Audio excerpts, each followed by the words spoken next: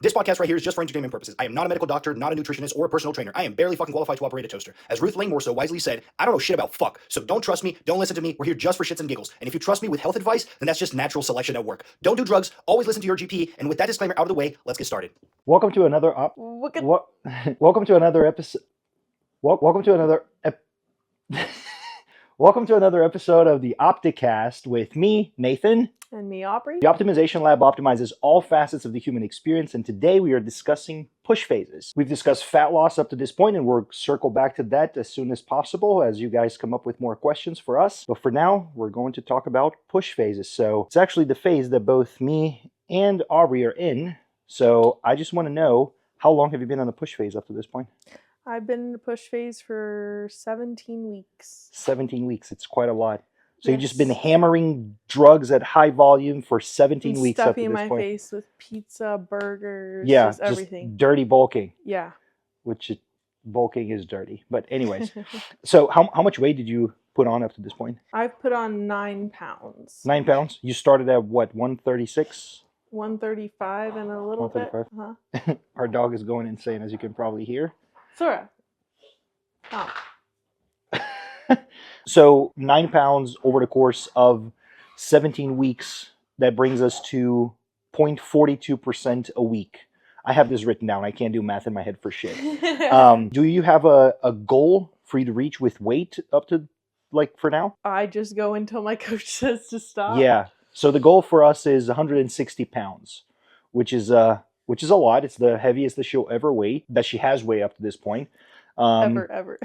Yeah, and it's similar because on the, well, we'll get there. But how many calories are you eating now compared to how many calories you were eating before? I actually don't remember how much I was at before. You're at 2,080 calories. Really? Yeah. Okay, so I'm at 2,860. Yep, 2,860. Well, you are 2,740 because we reduced a little bit as we finished the introduction of supplements. So we removed the supplements. I need to watch my check-in. So we removed the supplements to just to make sure that health is in check, and now we have a little bit less calories just to account for the lack of things that are supporting muscle growth and also limiting the rate of fat gain. Mm-hmm. Yeah. Okay, so that was just reduced, but I was at 2,800 just about. Yeah, so that's like 800 calories going over. So an additional meal. An additional big meal. Yeah. My meal's like 400 or 500 calories, sometimes 700, but 800 is, it's a lot. It's pretty yummy, especially for dinner. We both eat a lot at dinner time, right? We always had sourdough and 300 grams of rice and bang chicken. Always the same thing. So on the previous push phase, you also put on 9 pounds, but it was over the course of 11 weeks, and you also ended up at 146. So you're at the same weight that you finished this right now is the same weight that you finished it before. Does that mean you made no progress whatsoever, or what changed here? I don't know. Yeah, I know the answer. The answer is you actually ended up much fluffier. So the quality now, the body composition, now you are much lighter in fat. So your composition is harder. In other words, you have less fat and you have more muscle. So it's not that you made no progress whatsoever, is that now you are 146, but with significantly less body fat than you had before. I see what you're saying. Yeah. So I gained more than 9 pounds was body fat on my first push phase. No, because you gained 9 pounds total. So 9 pounds total means that you did not gain more than 9 pounds just of body fat alone. No, I'm saying more of the 9 pounds was body fat, correct. Was body fat compared to the percentage of body fat that you are right now. Yeah. Yeah, correct. So and the reason the calories went up so much is because we actually reversed you. So you would never be eating like 2,000 calories as like a, just for a push phase. But we ended the last diet phase, the fat loss phase, at 2,090 calories. And then we slowly brought you up, just reversing, adding 200 calories or so every week. Yeah. And it was pretty gradual. I mean, I think until the last 2 weeks, I actually didn't notice a significant increase in my weight. I didn't even perceive the increase of my weight almost. Yeah, because it's very gradual. I mean, 0.42%. Like on the scale, when I'm seeing the scale versus in the past 2 weeks, I've noticed that it's gone up. more Like, rapidly. I've just noticed it. If I don't notice it, then it's going up so slowly that it's probably about the rate that it's supposed to be. Yeah. And then I start to notice that I'm like, whoa. Yeah. It's like I'm seeing the numbers on the scale Yeah, change. so that's why we pulled it back, because we don't Mhm. want to speed up the rate of gain when we don't have So anything to quickly. support, any like additional gain of fat. Mhm. So the total for your push phase is actually going to be about 30 weeks, right? So we'll continue with the push phase. The Halfway. only difference is that we don't have any more supplements at this point. So we regain menstrual cycle activity, just normal, for about 2 cycles. And then after that, if all the health markers are in check, then we are able to get the green light to move on to another push phase. Which I actually haven't really noticed, like at the gym or anything. Yeah. I still feel like I'm getting stronger. Like my reps are pretty much increasing. My weight's pretty much increasing. I did do a deload last week per my coach's instructions. Which was your second one. The first one was on the first week. Mm-hmm. Yep, because we ended the diet phase, yeah. So I, went in, did 1 set of each exercise. That's what I did today. It's such bullshit. I hate know. It's kind of But people look at you at the gym like... But at the same time, it actually felt like my muscles felt it. Like my mind muscle connection or whatever. Like I can just tell that as each muscle group gets bigger, like my glutes, I've been able to feel them recently, which in the past I haven't really been able to. Mm-hmm. And my rear delts, I've been able to feel those a lot more. And so even though I was just doing a single set, it was just interesting to me that I'm like, I feel like I worked out my glutes, even though I just did like a single exercise. And that's what the expectation is from a coach's perspective on the athlete, is that you're going to maintain that performance. Basically, like once we finish that first push phase, I don't know if you remember, but I told you like now it's the hard time. Mm-hmm. Now that we removed it, because now we were using, at this point right now, actually, we're using supplements that allow you to have the stable serum dropping over the course of like 5 or 6 weeks. Whereas before, you stop taking it today, and then tomorrow you already don't have it. Immediately. Exactly. So that drop doesn't exist. But also, like what I told you, it's like now it's the time that you have to uphold all of the tissue that you gained. Because if you back off, you're going to lose all of that. It's not like a guy that can continue taking fucking 75 milligrams of testosterone a day and like, you can't do that. Yeah. You just, you don't want to have any masculinization effects, which is like what is like, you can't have like permanent side effects for just trying to uphold tissue. So it has to be coming from the athlete's own training. And diet. And diet and sleep and recovery. Which is really, I think that the conversation around the masculinization effects and like just the limitations and trying to, keep my cycle in check and all of that stuff, I really don't have a lot of time. Like, so whenever you're going to push, it's like you have to do it. And if you waste that time, it's gone. Yep. And honestly, it's gone. Like I have a set number of years where I can do this. Mm-hmm. And it's years, not weeks. Yeah. So we don't do everything. We don't throw the fucking kitchen sink at once and then just like, oh, this is my second cycle, so I'm done now. But I mean, you can in my mind, a week or maybe let's say a month of time over the course of 5 to 7 years it seems like a lot to me. Like it's a big portion. It is. Especially when you have to sit around and wait for your cycle to come back. Yeah. That's what it kind of feels like for 2 weeks or 2 months. That's the right mindset to have, is that you don't have time to waste. The mistake that people make when they're moving away from a fat loss phase, which you see changes happening every single day, so it feels very fast. But when you're going to a phase that's a push phase, now you feel like, oh, I have 20 weeks. I have half a year. I have a full year. So it's like, oh, this week wasn't so good at the gym, but it's fine. But when you cut down in percentage of time that you have for each body part, you realize, oh, fuck, I don't have a lot. Because there's going to be a day that the gym is closed. There's going to be holidays. There's going to be travel. There's always something that happens that you're like, oh, I wasn't able to do this today and stuff. So if on your good sessions, you're not pushing like so fucking much, you're missing a very, very large chunk of it, And it's called a push phase, right? And there's this like super intense mindset that we talk about all the time of like, make the most out of the time, don't waste anything.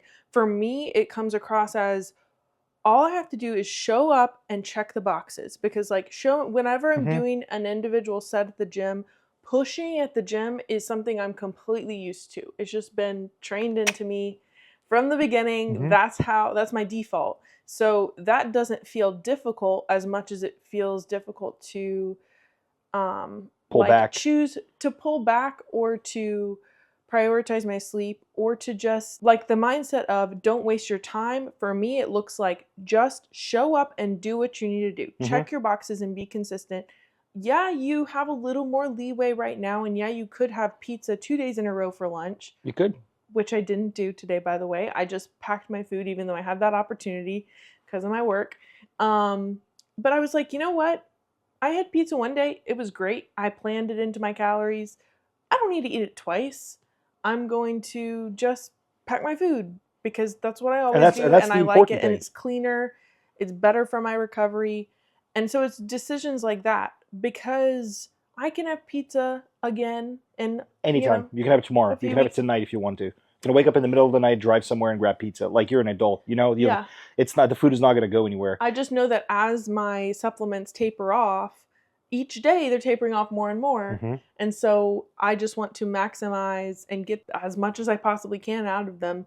And I don't know, the limited amount of time and realizing, especially for me as a woman, it really helps Yeah. motivate me to Yeah. just stick to it. Now there are a couple of things that we did different with this one, which is number one, we used more supplements.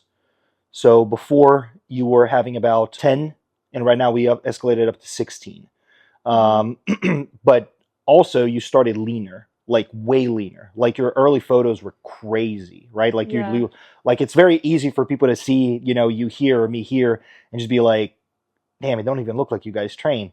But then you see photos like when you're leaner, and it's like, oh shit, like that's a pretty big difference. Yeah. But also, like right now, we're not doing anything. Before, you were still taking a supplement in the in-between phase once a week for shoulder day. So right now, your focus is not on shoulder, it's just overall growth with more emphasis on the lower body, because it needs to catch up to her upper body. Her frame is at a good spot that we can push the leg development at this point.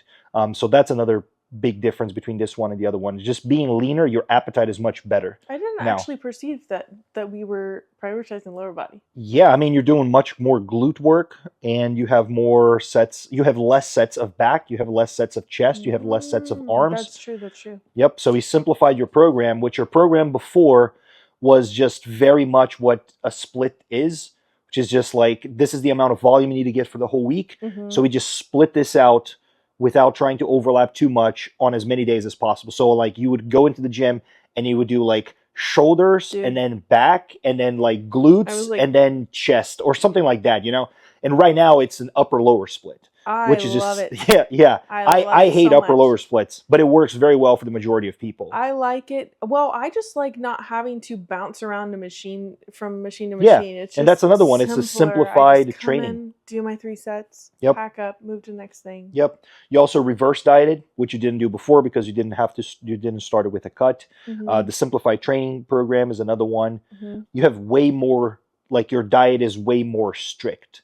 Like your adherence to the plan is strict. Your diet is the same as it was before, but you're more strict. Like before, you went up to actually 2,900 calories on the previous push phase.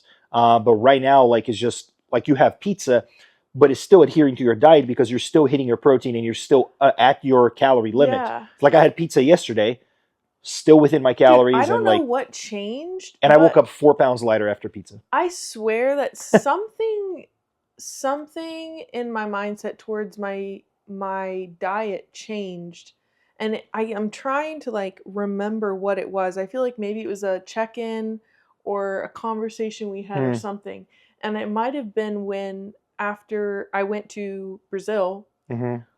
And we had like 2 weeks where things were kind of thrown off, and I only trained like 4 or 5 times the whole time. And we kind of did the diet thing, kind of not, but also like, It was a very hard time, yeah. Yeah, it was just difficult. And so, and things like that happen. That's just another one of those things that just like But then you we can't got, really control. but then we got back, and then I did my check-in. It's like, okay, look at your 2 check-in photos. Yeah, This that's is what we where did. you were before you left for Brazil. This is where you are now. And I think it was about 3 weeks difference between those 2 pictures. Yeah. Then you're like, so we're just going to, like, we need to just make the most of the rest of the push phase. Mhm. And it was hard to not feel like, great, like it's just all it's all wasted. Yeah. You know, it's all gone, and it was all for nothing. Because that's not the case. And so I was just like, okay, I'm just gonna control what I can control, which is adherence to my diet. And I think that might have been, That was one thing. And then also like the fact that I was back. So oh yeah, your my stress life is much lower. Oh geez, And yeah. also we spent a lot of time, several check-ins talking about your sleep. And you've just been doing more and more to improve your sleep quality. So that's been a big change as well. Yeah, I think the sleep, I think that it's been a combo of things because my routine is a lot more set. I've overall just tried to organize my life more because I've had to, and that makes it easier for me to adhere to my diet when I have set a time block to prepare, or I have been able to accomplish my things that I need to at work or for our business or whatever it is. And I have the mental bandwidth to plan or whatever.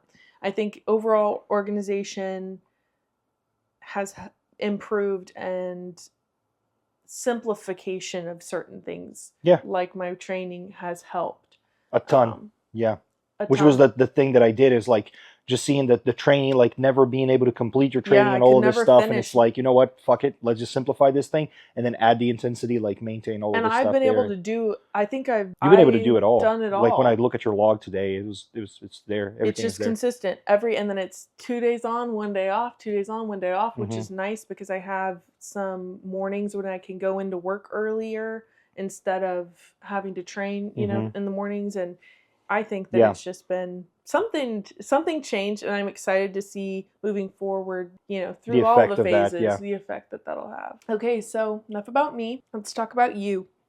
So how long have you been in your push phase? I've been in a push phase for 7 weeks now. Okay. Yeah. So did you start your push phase when you were in Brazil? No. When you got back? No, it started when I got back. There's no reason for me to start that's true, before. because you were healing. But I did, like, the day that I arrived, was my had first supplement dose. Which I just, like, I got no time to fucking waste. Yeah. Yeah, You were my ready. time in Brazil was very difficult for training, to say the least. But we can Yes. talk more about that some other time. I would love to talk about my surgery and how it went and all this stuff. Yeah, and all of the health checks and everything that we did while there. Just discovering a lot that really showed me what I can do now. Yeah. How much weight have you been able to put on? 8 pounds in 7 weeks. That's a faster rate of gain than me, but is that because of It the is, supplements? but when we talk about the rate of gain, we look over the rate of gain over the total push phase. It's totally normal for the beginning, whenever you start adding sports supplements in, to have a big jump of weight. So that's why I'm counting 8 pounds and not 15 pounds. It's much closer to 15 pounds. But that was my first check-in. Because when I got here, I was like 164 or something, 165. But then my first check-in was 176. So 176 is my starting point. But then on the first week, jumping 11 pounds, that's exactly what happened. But that's not muscle. That's just like your body getting back to what it was before. Understood. Yeah. Okay. But it is like, if you divide all of that, that's a rate of 0.79% a week. So faster, but still not like as fast. What is your weight goal overall? None, just like yours. But like in my mind, 210, because that's about 10 pounds heavier than my heaviest. Well, I got to 204, but it was just for a few days. So 210 is going to be pretty good. Yeah. But like, especially now that I'm much healthier, like my health, this like week 7 compared to before, can't compare it at all. Yeah. I mean, I can even just note, just the way that you look, I feel like is a lot different too. Yeah, I'm not as inflamed. Took a long ass time for that inflammation to come down. How many calories are you eating now versus when you started? So I started at 2,760, and right now I'm at 3,210. Okay. So a little bit more, but yeah. Do you notice the difference of calories? Yeah, for sure. That's an extra meal. Okay. For me, at least. So right now I'm eating like 6 meals, 6 times that I'm ingesting food during the day. Okay. Which is a lot of time. That is a lot of time eating. Yeah. So you do that versus just adding higher calorie things to your... I do both. Okay. I don't want to blow my waist out. Mm-hmm. I have a very long, like my chest is very short, Mm-hmm. and this part here is very long. So if my waist gets big, Abdomen, yeah, if my abdomen area gets very big, I just look very blocky. My lats disappear. My arms become very stringy looking, and it just looks like I have like this tube with like legs that pop out, you know. So So you purposely eat smaller meals so that your yes. stomach doesn't push out. Yep. Okay. Yep. So during this push phase, how many deloads have you had? Just one at this point, which is surprising because I've in the past I've had to deload like around 4 weeks, and it's not really a deload; it's just more of a light session here and there. But right now I'm doing an actual deload. Why have you had to do it more in the past? Just because the training volume was too high and recovery capacity was not there because of sleep and yeah, just like not being in such a good health spot as I am right now. Do you know why you're in a better health spot? Yes, because of the time that I spent in Brazil. Even though it was very hard, it was time with family, it was time with friends, and that lowered my stress a lot. My HRV was better when I was in Brazil. The first week in the United States, my HRV goes down. The first week in the United States, my blood pressure goes up. The first week in the United States, my sleep quality declines, and it just maintains there. So the time I swear it's not me that's causing this. No, it's not. It's just the culture, like Yeah. just the lifestyle, the way that we live here is not very conducive for health. Like people tend to look as like, oh, look at these countries like Italy. Well, people live so long because of their diet. It's like, it's not because of their fucking diet. They work 5 days a week, 30 hours a week, and they have 30 days of vacation a year, and they all spend time with family every single week. You know, like there's more to recovery than just taking another supplement, you know? So compared to your last push phase and this push phase, what are the differences? So the things that I'm doing different are first, well, my starting point is much healthier, but I'm starting with higher amounts of body fat, which is not really what I recommend most people to do, but I feel so much better. My mental health is so much better. My health markers are so much better just because I don't have so much stress about food and all this type of stuff. But I remember struggling with food. I was checking my notes up to week 14. And then by week 16, my appetite was shot. And then by week 18 was when we ended. So like right now, my appetite is good. I can eat more, but I can also like not eat or eat. And I'm totally fine. I don't have food fixation. I don't think about food. I don't dream about food. I used to dream about food. Like I don't have any of that stuff. The other thing is I now do light sessions in between here and there. So whenever I start feeling that my recovery is starting to tank a little bit, I'll go to the gym and I will match all of my reps and weight and everything from the previous session and not try to go above that. Even though I probably could, I just try to like not psych myself up to just maintain this, because otherwise by day 3 of that, I'm going to be so run down to the ground that I'm not going to be able to do this. It's like your ability to recover always needs to outpace your fatigue, always. And that's the thing that I've been focusing a lot more now. It's been taking a lot of time for me to nail down my split, but actually, like the volume has always been there, just nailing down the split. But this week I got to the split that I'll maintain, and it's like push pull legs, so same as before, but with a rotation of arms in different days, so I can have a little bit more volume for arms. Yeah. I have a coaching question. Yeah. What's up? So if you mentioned this idea of just trying to match the reps.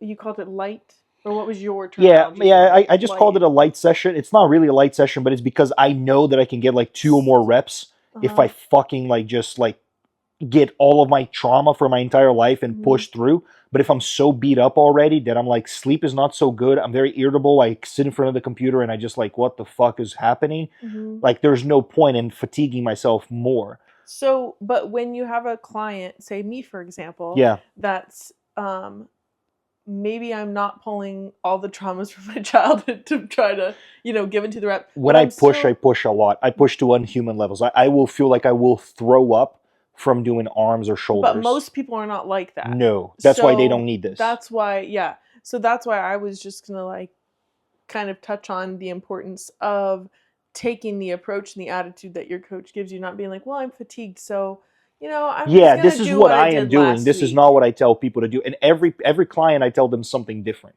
Like today, I just talked to a client. I told him like, cut your sets in half, go spend some more time with yourself, and just like, Like, don't try to match the reps from last week. Pull back 3 reps for all the exercises and stuff like that, which is an actual deload, but we did it over the course of 3 weeks now, a plan to bring him back down from all of this like sympathetic tone that we're in. While for other clients, it's like, man, I'm super fucking fatigued and everything. It's like, no, you just take a rest day tomorrow instead of going to the gym, and then you go back the day after. That's all you need. Yep. Yeah, so it changes from person to person. And doing exactly that, you know, hearing the concepts, hearing the different options of rest, for example, but then taking the one that's actually assigned to you and trusting that based on where you're at, your experience level, your tendencies, your mindset, and how that's demonstrated itself out over the course of time from like your training adherence, for example, that's really important. Yeah. And I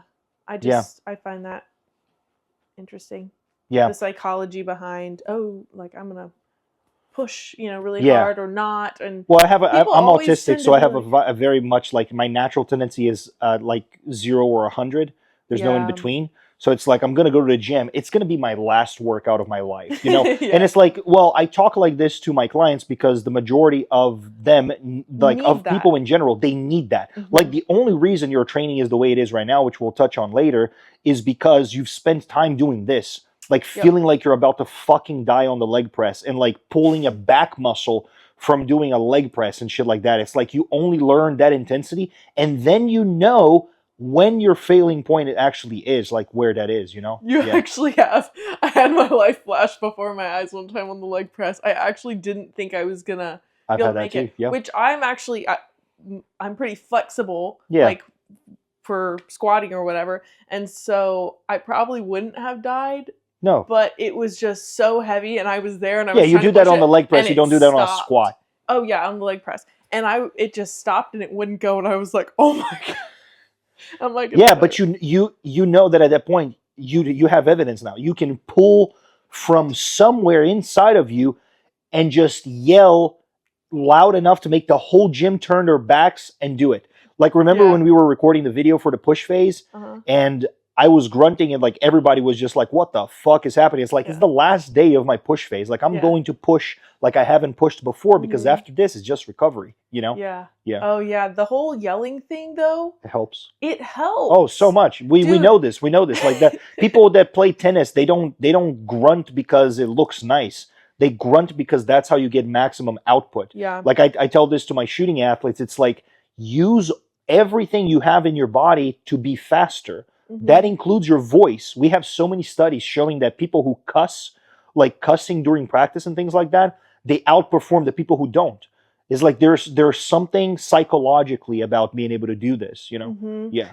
Yeah, and that's when. So I started applying that concept at home in our home gym, and then I went to Planet Fitness for a little while, and it was not as accepted. But I was like, I have a client who got kicked out of Planet Fitness. Dude. Kick me out. I got kicked out of Planet Fitness. Now another thing is I do actual deloads for this phase instead of taking a week off, which I've done in my previous one. I would just take the entire week off because there's not really a detriment to taking the week off. But I found that like overall in the long term. But I found that which is true and was confirmed in research is that your rate of perceived exertion, how hard it feels to lift the weights, goes up significantly when you are detrained. And I noticed that. Yeah, and you like to detrain, you need 72 hours. That's like even like 3 days you're detraining. So it's not like push pull legs already gives you an extra day after those days, for you to like recover. With upper lower, you're still within that like period. You're pretty much never detrained, But yeah, so that's another thing that I'm doing different. The other one is the split. So the push pull legs now, instead of doing arms before legs only, I will do arms. I would do shoulders all together with my chest, and I will do triceps and biceps with my back, and then do either triceps or biceps with legs. And then on the following push-pull legs, I just reverse that. So it's still push. So it's push-pull legs A, push-pull legs B. Push A is chest focused. Push B is delts focused. Pull Okay. A is lat focused. Pull B is upper back focused. Okay. Legs A is quad focus. Legs B is hamstring focus. But there's still like 2 to 3 sets of the other one. So the Mhm. frequency is still there. The overall volume is still the same. It's actually a little bit higher than before. So I'm curious to see what the Result recovery is. rate will be there. Yeah. So you're talking about recovery, but I mean, you're doing cardio, right? So what's different between last mode and this deal? With cardio, I'm actually doing less cardio, and I might get to a point that I will do none. Okay. And that's just because I get so fucking fatigued from it, like Mhm. so fatigued that a single hit session, just 3 sets of hit, may be enough to like that. I need 2 days off to recover from that. Why is that? Just Do you because know? probably because I push too much and it's within my Okay. recoverable like volume, so I have a high stress life. My Okay. sleep quality has never been good, like from the time that I was born all the way to now. It's improving, but it's Mhm. improving because of these things that I'm doing. The other thing that I'm doing right now is I'm not currently doing a training day and non-training day division of calories. So I used Okay. to. So once I get to a point that's like, okay, it's comfortable. So like 3,200 calories is comfortable. If I increase my calories, I'm only going to increase them on on training days, just to have a little bit more like of a day of less food volume and stuff like that. So Mhm. basically, like if I'm maintaining my weight at this many calories, then I'm just going to add on the training days. Okay. But I didn't start this way. The previous one I also didn't start this way, but I believe it will take longer for me to get there. Okay. It simplifies my life so much. I'm using less health supplements, way less medications. Like Mhm. health supplements, I'm taking half of what I was taking. Medications is over half of what I was taking. And my sports supplements are also significantly lower. So like everything is good. Now the supplements themselves is more complex. Before it was just 2. Now it's 4. But that's just because of like things that I cannot control. It's not because of a choice that I made of like, oh, I want to just complicate my life for no fucking reason. It's Yeah. just like I don't control what the fuck happens between the US and, other countries and things like that. So Mhm. so my step count is also less. I used to take 15,000 steps, but that was because my appetite was so high that I You needed had to take to. more steps to be able to eat more. Right now I don't have that issue, and I notice that if my walks on pavement go over 2,000 steps, my legs get fatigued. Hmm. So before I used to get 5,000 steps just on my morning walk. Uh-huh. And then I would do another walk. So it'd be 10,000 steps just on pavement, which definitely had an effect on my legs. Right now I'm doing very little. It's just like 20-minute walk in the morning, and then I'll do walk after my meals, and I will do 10 minutes of walking before my training. That's it. Like that's all that I'm doing. So it ends up being Wow. like 7 to 9,000 steps. So let's call it 8,000 steps a day. I'm testing that out, and I believe it's going to be good. For cardio, I've introduced running once a week. Because you like it? Because I love it, and because I can't do like bike or anything like that. The pump that I get on my legs is so massive that like Such a problem. yeah, no, it is because I can't bend my legs. Like it Dude. gets to the point that I can't cycle at all. I remember when I used to do hit on the bike, and at one point I'm just pushing with my glutes because my legs don't bend. So like if that's the like no, I can't do that. I Yeah. can't do that at all. So that's another change there. The other one is there's a little bit more emphasis on delts and arms, just because I want bigger delts and arms, but I believe they are behind the rest of my frame. Okay. Like my back held up very well, my legs held up very well. Chest, couldn't do much about it, but I still can't because of my clavicle and my shoulder, so I can't add more volume there. It's just my limitation. I just have to live with it. But there's also a focus on the left side of my chest. So I'm doing 8 extra sets just on the left side of my chest every single week because I want to fix this like asymmetry that I have. With the leg asymmetry, I've been able to fix just by focusing on the left leg versus the right leg, which we have data. We have lots of studies that show that you can, not lots of studies, but we have some studies that showed pretty well. The studies are very good, that showed that like bilateral training can reduce asymmetries just by focusing on the other leg. So I've been doing that, and my teardrop is developing really, really well compared to this one here. Oh, I'm also doing a midweek check-in.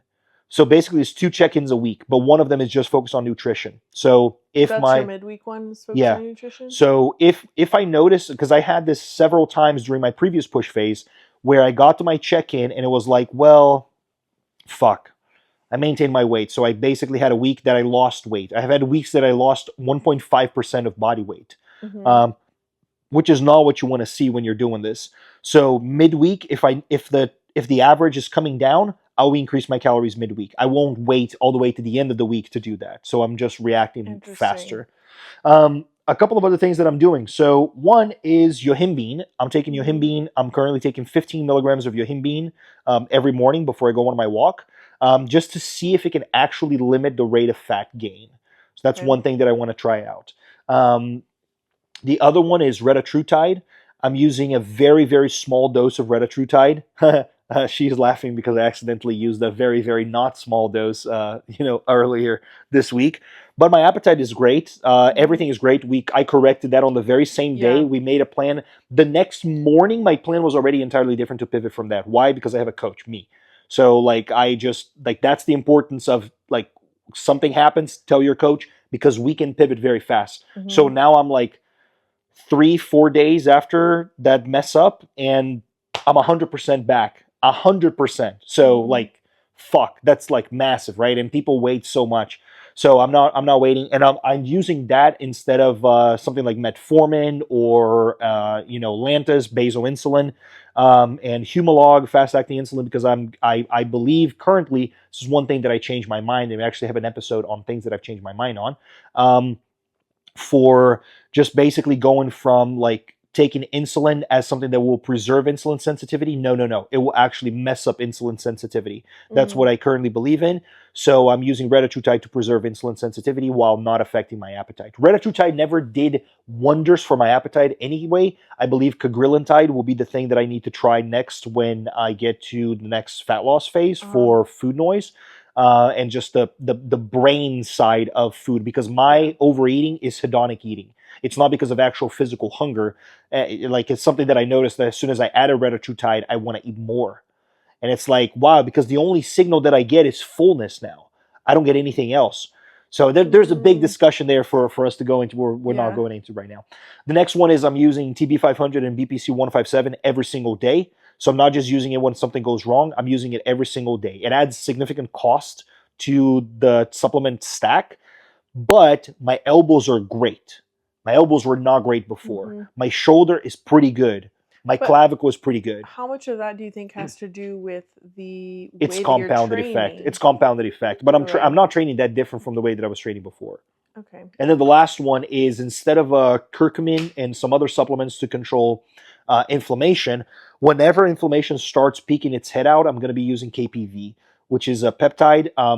Again, also more expensive, but it looks like it's very, very promising, and I want to try it out before handing it out to all of my clients. I have a couple of clients that I've told them to try it out, and we'll use it, because the results that I'm seeing from other people's clients are very, very good. Mhm. So I just want to make sure that I want to try out and see the effect that it has on me. Okay. Yeah, and that's it for my push phase. There's not a lot more. Let's go to some questions. How do you decide a training split for a push phase?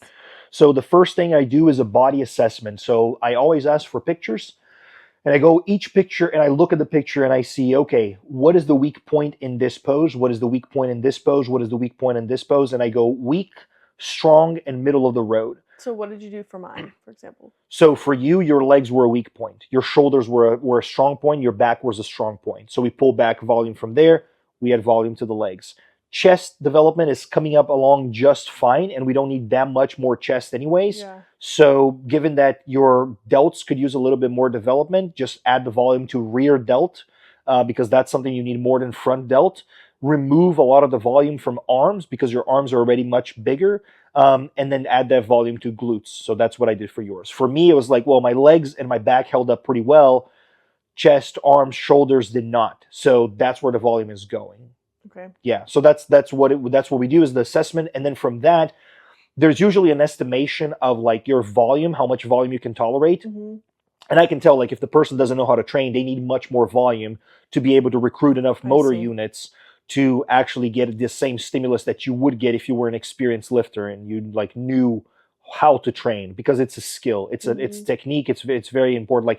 Everyone thinks they know how to train, and then they go a few check-ins and they're like, holy shit, man, now I have so much more connection. I can just feel my muscles for the first time, and like I feel like every week is getting better and stuff. So and then we adjust the volume, and it's like, okay, if the volume is still recoverable and like we're making progress, let's add a little bit more to one of the weak body parts, or a body part that a person might want. Like if you're a bodybuilder, you don't really get to choose where the volume goes. That's based on judge feedback. That's based on what wins stages, wins matches. When you're on stage. Win not matches, Jesus, wins competitions. Shows. I'm thinking about shooting. When you're on stage. Oh yeah. When you're on stage. But when you're a regular person, you just want bigger arms, you want bigger. I have talked to someone this week that wanted bigger calves, but just the outside part. And it's like, fuck yeah, let's do it. It's like, it's just whatever you want bigger, we can make it bigger. Now it's better to create a cohesive physique, always in my opinion, just than having like, oh, I want massive arms, and then you just have all because this like people don't dysmorphia. Know what they want. Yeah, and they don't know what looks good. I was just thinking about this with training with my younger brother. He's like all about the upper body, and he got so annoyed because I took him to the gym twice and it fell on my leg day. So I was like, well, you're training legs with me. And then I was just thinking about, okay, young guys, they're not thinking about their legs. But if you see a fit guy that's got a nicely developed upper body and he's got chicken legs, that looks terrible. But you don't realize that it looks terrible until you see it. And you're like, geez. And it's like you have to look at different poses and different angles to be able to know what your weak spot is. Because if you just look at one photo, it may look pretty good, right? Like if you look at a side photo, for me, looks like my arms are not behind. But if you look at a front photo, my arms are very much behind. Same thing with my legs. My side shot, very good. But you look at my back shot and it's like, oh, fuck, my legs are much, much, much behind, like more than they should be. So you need to create a physique that it looks good from all angles. And for that, you need an actual assessment, which most coaches also don't do. This assessment, they also don't do. They usually just like throw in a blanket like training program for you. And what I do is like, obviously like everyone is doing a press, a pull, a row, a hip hinge, a squat. So it looks similar, but the volume, where that volume is, like the number of sets, the number of reps, the order that these things are in, that's different for everybody. I will also say that in the assessment that you do, you're looking at the person's actual structure. So like for me, well, say you were just going to do a blanket program for a woman. You might do something that's, just extremely lower body focused and is building a or the goal is to like build a physique kind of like look wellness. Like a pair. But that, if I was to do that, that wouldn't turn out very well. Like that's not my best option. Yeah, it's not your best. It's not your structure. The way your body's shaped, you wouldn't look good that way. Yeah, and so the assessment isn't just for building it as far as, okay, you need to grow your back versus your quads versus your shoulders. It's at the end of the day, what do we want your muscle structure to look like on your frame?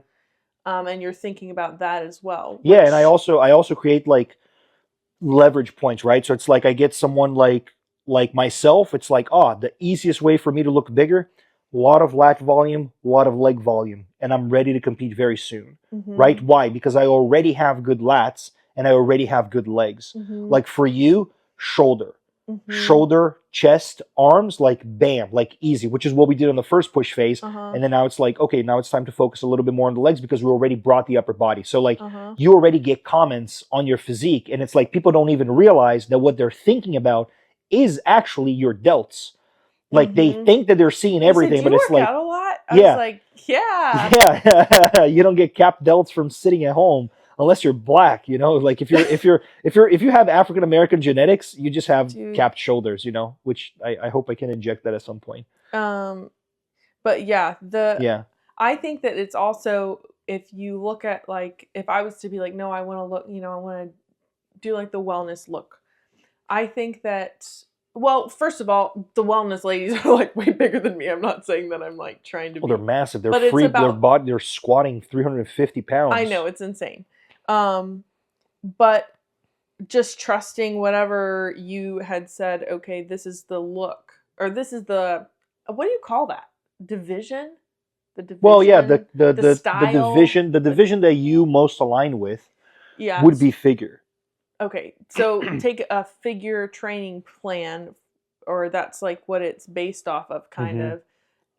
I've been pleasantly surprised by how it complements me. So it's kind of like when you go to the store and you see, oh my gosh, like that piece of clothing is so cute. Like I know you, when you're shopping, that's what you say. Always. Oh my gosh, it's so cute. It's Always. gonna look. I want to try it on, and then you try it on. You're like, oh my gosh, this does not work on me. But then maybe you see something that you're like, okay, great that's example. not, I like that. that's not that great. It's kind of boring, but you put it on and it complements the way your body is shaped, and you're like, I look like $1,000,000. Yeah. And that's kind of how it feels like with the customized, like the body assessment, and really customizing the training program to your frame and keeping things balanced. I mean, that's what the end product feels like. You feel like $1,000,000 because just like the piece of clothing complements your body, the muscle mass that you're putting on complements your body, and it doesn't look out of place. Yeah, exactly. It matches your structure. That's what I say. So what are your thoughts on bulking? So bulking is a term that is used whenever people are talking about massing or gaining muscle or push phase or something like that, but it's actually not what it means. Bulking has meant traditionally that you are eating whatever the fuck is in front of you to gain as much muscle as possible. We know from studies that if you eat more food, you gain more muscle, period. Right? Like if you have a 1,500 calorie surplus, you will gain more muscle. The problem is that you have also excessive fat gain. So with that excessive fat gain, you have adipogenesis, which is the creation of new fat cells. Once your body creates new fat cells, you have them for the rest of your life. More fat cells, more ghrelin. More ghrelin, in other words, more hunger. So it will be harder for you to be leaner for the rest of your life. So that's like one of the reasons why we don't do bulking, and I don't promote bulking. Also, we have so much data and studies now showing that you can build muscle in a deficit, which means that you can definitely build muscle on maintenance. So like adding a little bit of a surplus, assuming a pound of muscle is 2,600 calories, a pound of fat is 3,500. So let's call it 3,500. Divide that over a full month. So you gain 1 pound of muscle a month. That's 12 fucking pounds a year. Like that's a lot over the course of 10 years. Jesus Christ, you're a fucking you're Hulk. Yeah, you're a car. You're a tank. That's 120 calories a day. 120 calories a day is 30 grams of rice. It's not a lot. It is what, 3? No, it's 110 grams of rice. It's 110 grams of rice. Like that's not a lot. It's I mean, one rice cake would already be much over that. You know, one extra rice cake a day from like your maintenance calories. That's wait, 120 calories? Yeah. One rice cake. Oh no, is yeah, 40 calories. That's right. I know my rice cakes. I thought you were thinking about Rice Krispie treats. Oh no, Rice Krispie treats. Oh, they're like no, 190, I think. Yeah.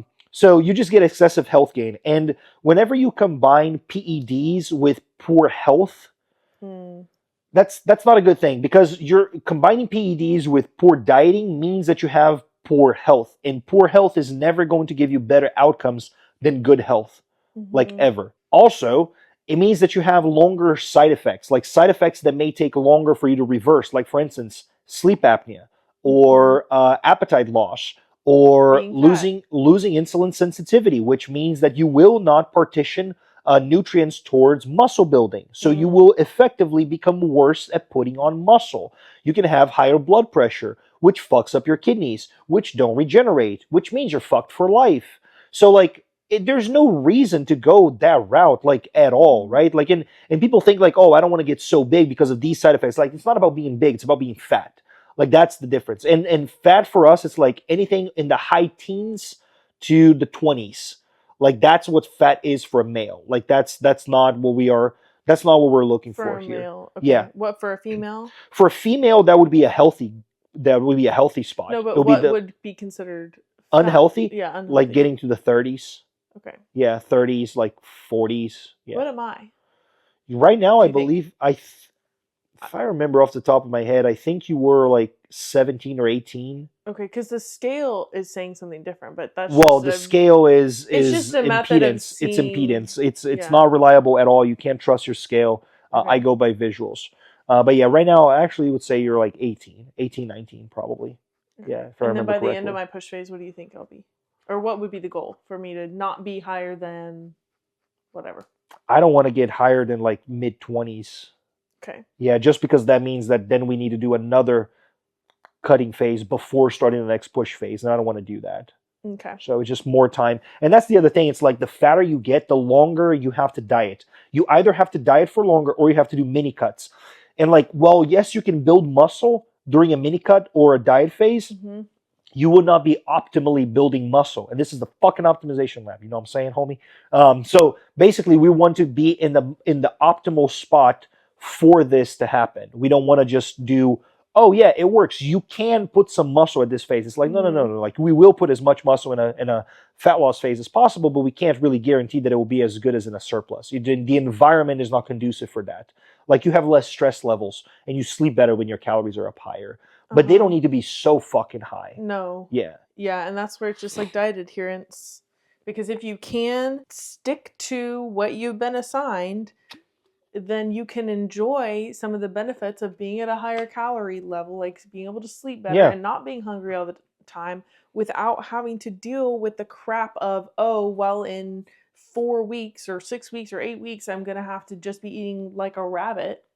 Yeah. Like so much salad and Yeah. being starving all And I mean, the time. the other one is like whenever you have unnecessary weight gain, because you're already going to put on muscle, so you're going to gain weight. Mhm. But unnecessary weight gain, which will come through fat or water, but mainly through fat, because what we're talking about right now, Mhm. you have less stamina.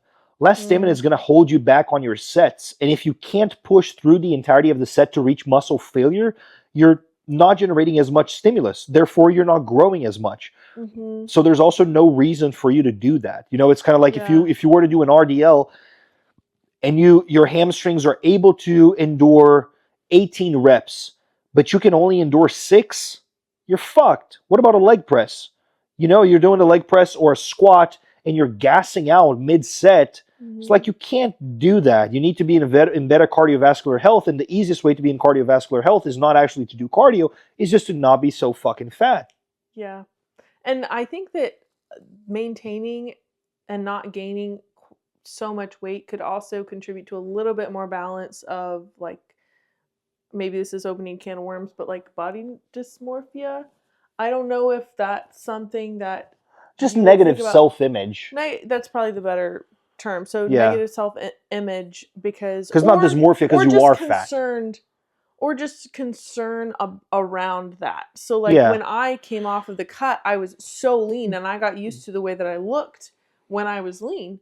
And then you start gaining weight and then you start looking at tracking photos, you're like, oh my gosh, dude, like what is that's what I was happening? gonna Like say. my The people who stomach care and about my this, whatever. the people who care about this, they don't dirty My ball. face and like, yeah. So then you notice the changes. But if you kind of maintain, then you know, okay, I don't know. I feel like if you were to just go and eat a ton of calories and not maintain your diet and all of this stuff, and you did gain a lot of weight, then you could end up in a spot where you're like feeling bad mentally.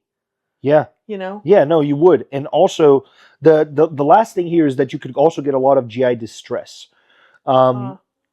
If you have GI distress just from the random ass fucking foods and unhealthy shit that you're eating, you're not going to be able to eat as much, and your gut is not going to be healthy to process these nutrients, to absorb them. In other words, you don't get enough nutrients delivered for muscle growth. So it just doesn't make any sense, period. It's honestly the best way to describe what bulking is that it's a push phase for stupid and lazy people. That's what it is. Yeah. There's no other way around it. Why? Because if you weren't stupid, you would know that gaining fat in order to gain muscle is retarded. Why? Mm-hmm. Because we know that you can gain muscle while not gaining any fat, while losing fat. And it's lazy because you just don't want to have a strict time of being adherent to your diet. Yeah. You just don't want to, you want to do that when you're dieting, but then when you're not dieting, it's like, well, now it's fuck all. Like I can just do whatever. Like No, man, you can have balance in life, and Yep. balance is important, man. So you have these training sessions whenever they're not great, but you were there. Whenever you can't go to the gym, you still stick to your diet. Whenever sleep is not going so well, you're still able to like train. Whenever life stressors are in here, you still meditate, you still journal, you still do all the things that help. It's like it's about controlling all the variables you can control. Mm-hmm. Yeah. Yeah. And I think the balance is there's a certain thrill that comes from, oh, now I'm bulking. Oh, now I'm cutting. Oh, life is like Yeah, just yeah, like just going going like 8 weeks crazy. bulking and then 6 weeks Like cutting I'm and then just 8 weeks bulking. killing myself, and now I'm like just eating all of this trash, and oh Yep. my gosh, it's amazing, and I'm just like pushing so hard, and I'm on all of this supplements that's making me feel like crap and look like crap too, and sleep like crap, Yeah. and then it's just so much drama. Yeah. But some people, it's like, oh, bodybuilding, they're wanting that, like, I don't know, like a YouTuber kind of the drama of the ups and downs, Yeah. the thrill of it, and there is a level of dopamine and engagement and interest that's derived from that. But it's like, yeah, but what are you trying to accomplish? Like, if you just want that kind of thrill, then go for it. If you want your body to actually change and for you to grow and for you to look better, then it takes a lot of days of doing boring stuff, a lot of months of A doing lot of boring, slow progress, discipline, showing up, doing the one set that you were assigned to do, and Not doing more, not doing less. knowing that sometimes it does get super difficult, Yeah. or you are, eating an insane amount of calories, even if it is like rice and chicken and veggies. But it's like, what are your priorities? And if your priorities are to actually build muscle, then have some discipline and have some balance. Yeah. And there's two things there. First, there are a lot of coaches, especially like just lifestyle coaches, which means people who don't coach bodybuilders, who will purposefully put you on a like 12 weeks, like 3 months of doing a bulk, and then 6 weeks or 8 weeks, 2 months of doing a cut. Why? Because novelty. It's just like they change their training, they change their schedule, they do all these things, and it just keeps you excited for all this progress because they made you fat, now they make you lean. They made you fat, they make you lean. And every time you look progressively better, sure, but it's just a tool for client retention. That's just what I'm going to call it. It's you know how hard it is to maintain a client for a year, like, or 2 or 3, when you have when you're not making progress every single day. It's like you have to impart in them the actual sense of like, no, when you're not perceiving progress. When you're not perceiving progress, exactly, yeah, and that's that. So that's the first thing. The second one that you mentioned is like, on like, oh, your coach tells you to pull back on the gym, you pull back. It tells you to raise your calories, you raise your calories. It tells you to lower your calories, you lower your calories and stuff. And that's a very simple concept for people to understand. But one that I think people don't understand, this is a separate conversation here, and I'm going off a tangent, totally recognize that. But whenever your coach tells you like, hey, you could probably use retatrutide right now, and you're like, no, I'm not going to do that. Or like, oh, you could probably benefit from growth hormone or from testosterone, or like your thyroid is fucked, you should probably take like something for your thyroid. And it's like, no, I don't do that. It's like, so you trust them for all of these other things, but then you don't trust them for this. And it's also interesting that whenever you look at like their application form and you ask for like their risk profile, it's not the people that tell you, I'm not touching this shit. Because the people that say, I'm not touching this shit, you don't even mention. It's the people that like say like, oh no, I'll do whatever as long as I'm healthy. And it's like, cool. So within the tools that we have available right now, this is the tool that is best for you. It means rest. It means taking a week off the gym. It means raising your training volume. It means doing more cardio. It means taking this compound. It's like, nope, this one I won't do it. Like, I just find that so interesting how like you can just trust on everything, but there's like this one thing that's not like, it's just not there. And again, it's not a problem. Like, it's never a problem what people want to do. Like, fuck, there's tons of things that I will not touch with the 10-foot pole, right? Like, I will not touch DNP. Don't fucking need it, man. Don't fucking need it. I do not need trend in an off season. Like, don't fucking need it. Like, I don't, I would try trend in an off season, but it's very likely something that I just don't see the point in using something so toxic or using DHB for like so long. It's like we all have these things, but I believe in making an informed decision. It's like, Why is it that we're raising the cardio? Why is it that we're raising the calories? Why is it that we're like suggesting this compound and stuff? It's like, because it's the best thing for you at this time. It's not because of like anything else. It's just what's best for you. And then you can make a decision on whether you should do it or not. But it should be based off of research. It should be based off actual data. It shouldn't be based off of what random people on TikTok are saying that they had, you know. The training program, just like the training program, just like the diet. It's the exact same. Gain and all of these stuff that we're talking about. Yep.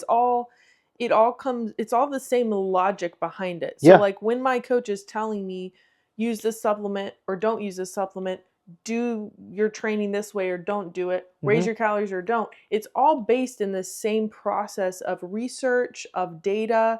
And so the same level of trust can be applied because the same level of, it's the same process that you're coming to the conclusions about each part of my protocol the same way. Yeah, and that's what we do at the Optimization Lab. It's comprehensive. We deal with the mindset, and people love that. We deal with logistics and time management, and people love that. But we also deal with your health markers. We also deal with your hormones. We also deal with your diet. We also deal with your training, and like not just the prescription, but also like feedback, reviewing it, and going over all of this stuff. And it's like, that's all part of your program. There's a reason why these fields are required on the check-in. It's not so that you can upload a 2-second video of your cat. It's actually so that you can actually upload a training video and get the benefit that you're actually paying for, you know? And I would love if someone would review my videos every single week to give me feedback, you know? It's like, because it's so fucking helpful. You probably could at this point. Pay me. Yeah, which, well, maybe we'll do something like that whenever we start recording videos at the gym, which we have planned soon. But anyway, stay tuned. We've talked a lot, and I think this is a good point to cut off, and then we'll do more of a Q&A based on the following episode after the interview that we have. So we can go back to a push phase Q&A after that. Sweet. Sounds good. Sounds like a plan. Awesome. Well, I appreciate you guys. If you guys want to send me more questions, send questions for Aubrey. Absolutely. Would love that. Otherwise, comment them below. Or if you're shy, just DM me and no problem. We'll work with that as well. But I hope you guys have a fantastic week, and I'll talk to you guys soon. Peace. Peace out.